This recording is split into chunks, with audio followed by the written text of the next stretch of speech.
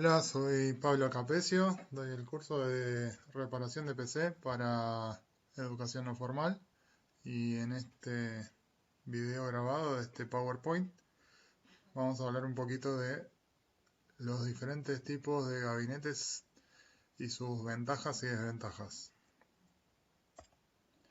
Bueno, lo primero es la función del gabinete, que es simplemente la organización, la protección y la contención de los componentes.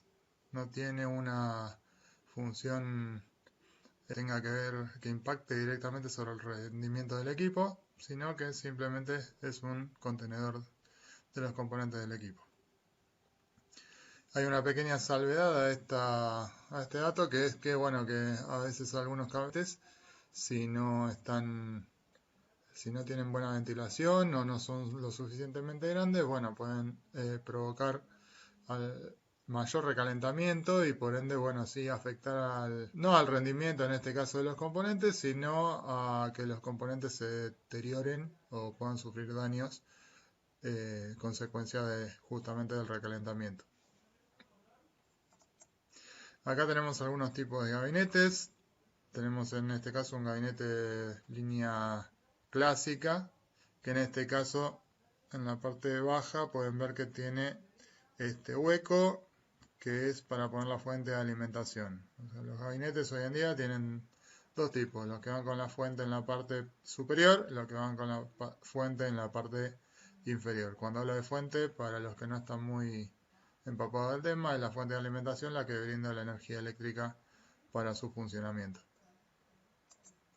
En este caso seguimos con un diseño de gabinete clásico, pero en este caso podemos ver que incorpora dos ventiladores en el panel lateral, que en ese caso son útiles siempre y cuando estos ventiladores tengan espacio suficiente como para poder ingresar o expulsar aire del interior del gabinete. O sea, de nada sirve que el gabinete esté metido entre dos maderas, por ejemplo, en algunos muebles de computadora que tienen un espacio para el gabinete. Ahí no se justifica tener este tipo de ventiladores porque no pueden justamente, no puede haber buena circulación del aire.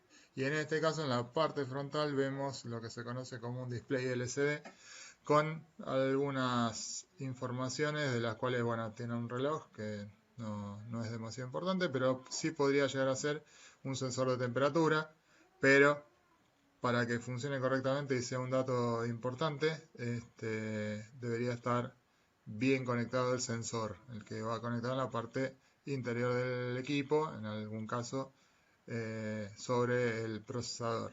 Si no está bien colocado, la información que muestre va a ser totalmente, no va a ser la real. Bueno, y en este caso tiene una perilla que es un regulador de velocidad de uno de los ventiladores auxiliares. Hay algunos que son fijos y otros se pueden regular para bajar un poco el nivel de ruido, sobre todo en condiciones climáticas que no necesite demasiada refrigeración. Tener ventiladores girando provoca a veces excesivo ruido que es innecesario. Bueno, acá tenemos también, seguimos con los gabinetes de línea clásica, donde, como les decía al principio, tenemos la fuente de alimentación en la parte superior, ¿sí? Bueno, eso es un poco a criterio del usuario. En lo particular, prefiero la fuente en la parte superior porque en la parte baja del gabinete es propensa a acumular mayor cantidad de polvo y si no se le hace una limpieza periódica corremos riesgo de recalentamiento. Bueno, acá tenemos un gabinete formato atípico, en este caso se conocen como cubo o como box, que son así con el frente cuadrado, donde la placa madre iría en forma horizontal en esta parte, ¿sí? Esta es la parte trasera. La fuente de alimentación, volvemos a un caso donde va abajo, por eso fíjense que los gabinetes que tienen la fuente en la parte baja, las patas son altas, porque justamente le dan un poco más de lugar para que ventile.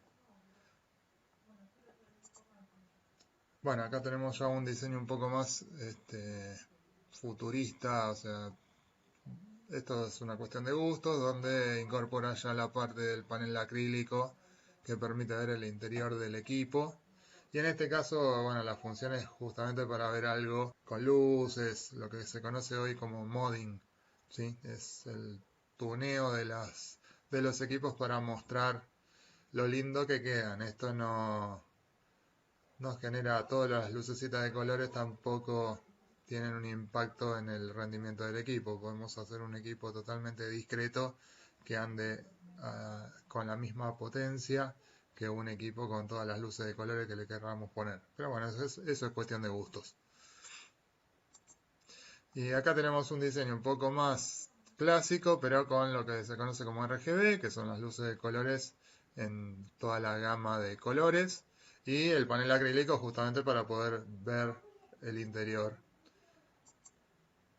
Acá volvemos a un diseño un poco más clásico, donde se pueden ver los ventiladores en el panel lateral, un ventilador en el panel trasero, ¿sí?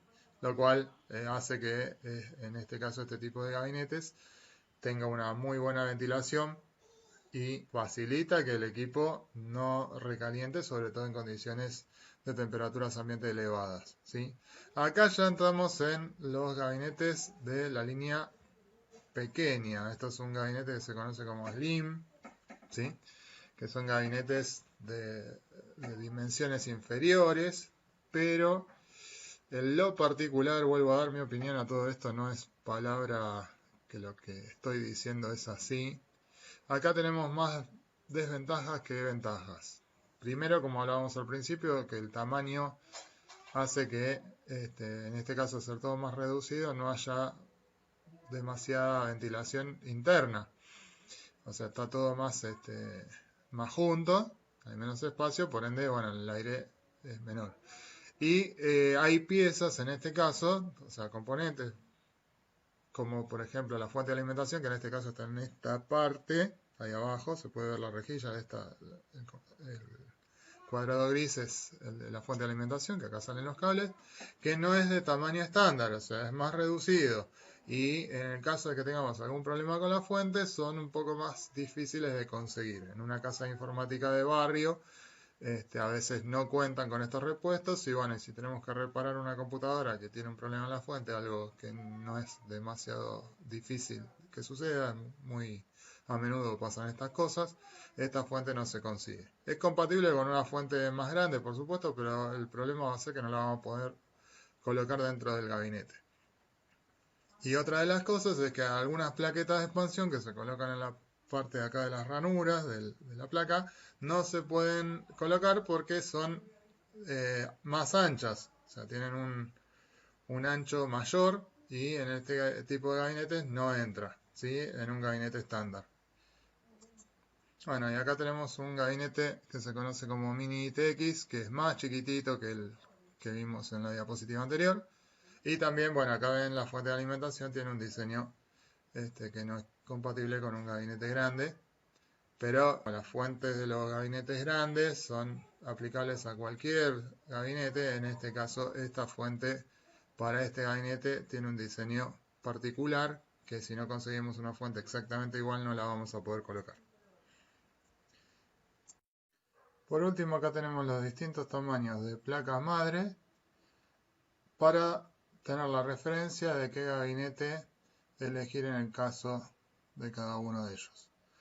En los casos de hasta la micro ATX, las tres primeras de la parte de arriba, en lo personal recomiendo un gabinete grande y en el caso de que sea un mini ITX, nano ITX o pico ITX, que son las de abajo, al ser tan reducidas tampoco tiene sentido comprar un gabinete tan grande.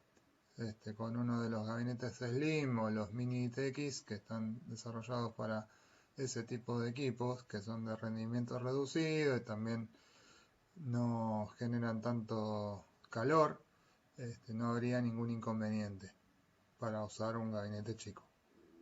Bueno, y eso es todo. Después haremos más videos de otros componentes.